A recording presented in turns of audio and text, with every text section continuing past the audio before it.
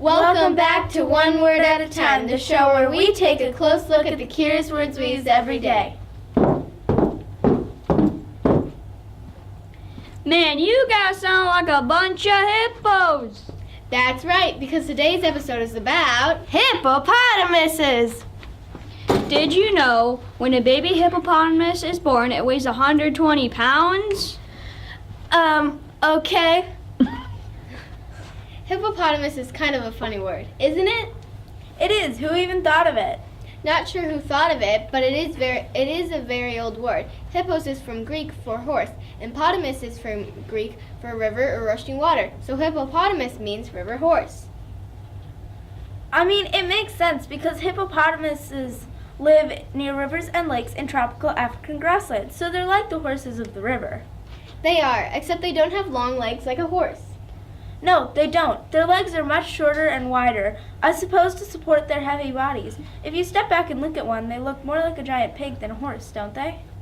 I guess you're right. But you know what? I don't think they're even related to pigs. I read that their closest living relatives are the cetaceans. The what? The cetaceans. That is a group of mammals that includes dolphins, porpoises, and whales. About 55 million years ago, the hippopotamus started spending more time on land and became partly water animals, whereas the others became adapted to life only spent in water. I guess I can kind of see the resemblance, except for the legs, obviously, and for the mouth. Have you ever looked into the mouth of a hippopotamus? No, I can't say I have.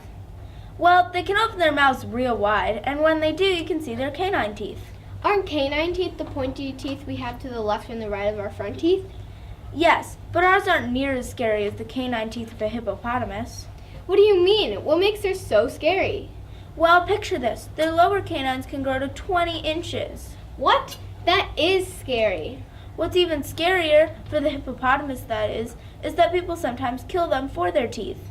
That's terrible. I imagine that the hippopotamus uses those big canines for eating its prey. Well, no, it doesn't. You see, they're mostly herbivores. Oh, I know what that means. It means that they eat mostly grasses. But then why the long teeth, I wonder? The hippopotamus pulls the grasses with its lips and grinds them with its molars. The long teeth are used for combat. You see, these animals are not anything to mess with. They're aggressive and unpredictable. Wow, I'll remember that. So getting back to the word hippopotamus and where it comes from.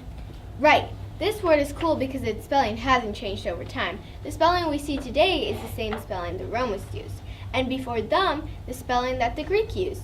Well, the Greek used their Greek alphabet, of course, but when we transcribe it into English, it is the same spelling. So often spelling changes over time. It's really interesting this word is so old. Well, actually, the earliest version of this word was split into 3 parts. It was ho hippopotamus, which meant the horse of the river. There are other words that share either the part that means horse or the part that means river, too. Like what? Well, there's hippocampus. Since the 1570s, it's been used to name a seahorse. Really? So I get this sense of horse coming from hippos, but what does the rest of the word mean? Sea? It's from the Greek campos, which means sea monster. Whoa, a seahorse doesn't really look like most fish, does it? So maybe the first time someone saw one, they thought of a sea monster whose head looked kind of like a horse.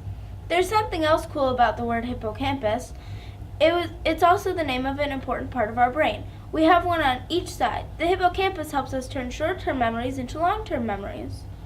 I wonder why they are called hippocampus. There's no connection to seahorse, is there? Actually, there is. The hippocampus in our brain is shaped just like the hippocampus is commonly called the seahorse. Cool. What's another old word that has hippos in it? Eohippus. E-O-H-I-P-P-U-S. Eohippus. Earliest in horse. A eohippus is an extinct animal that looks like a donkey. It is light brown and has white dots all down its back. It is known as a genius. Here's another word, Hippocratic. Hippocratic. Hippocratic, pertaining to Hippocrates, father of medicine, one superior on horse, ruled horse. We use Hippocratic as part of the Hippocratic Oath. It's named after a Greek physician. I bet Hippocrates enjoyed riding horses. Have you ever heard of a hippodrome? Hippodrome. Hippodrome means horse racecourse or circus performance place.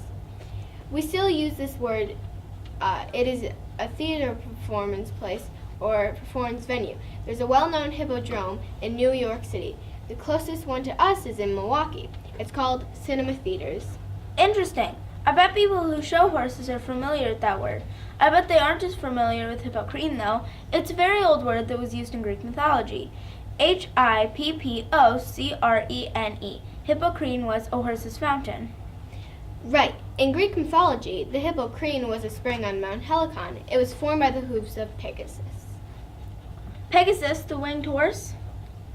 Yeah, also in Greek mythology, there actually was a person named Hippolytus. He was destroyed by horses. Hippolytus was the son of Theseus, king of Athens, and the Amazon Hippolyte. Here's another connection I bet you weren't expecting, the name Philip. The name means fond of horses. It comes from Greek Philippos. The first part, Philos, means beloved or loving. The second part of the word is from, you guessed it, hippos, meaning horse. Is the same PHIL we see in Philadelphia? Yes, that's why Philadelphia is known as the city of brotherly love. Speaking of places, is the name Philippines related to Philip or horse? As a matter of fact, it is. It means the island of Philip, which is from Philip, horse. Wow, who knew we could find so many words related to hippopotamus? The reason they're all related is because of that Greek-based hippos that means horse. When you look back, you can see that they all have the meaning horse.